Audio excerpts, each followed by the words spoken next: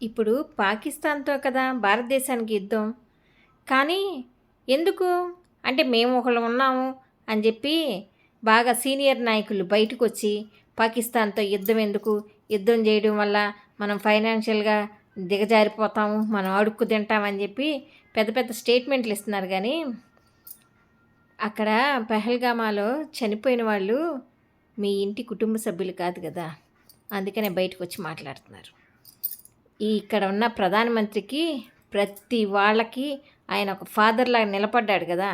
అందుకనే ఎవరైనా సరే చంపితే వాళ్ళనే అంతం చేయాలనుకున్నాడు గానీ, యుద్ధాలు తెచ్చి దేశాన్ని కరువుల్లోకి తొయ్యాలని కాదు. ఫస్టు ఇలాంటి స్టేట్మెంట్ ఇచ్చే వాళ్ళని ముందు వాళ్ళకెయ్యాలి. అర్థమైందా?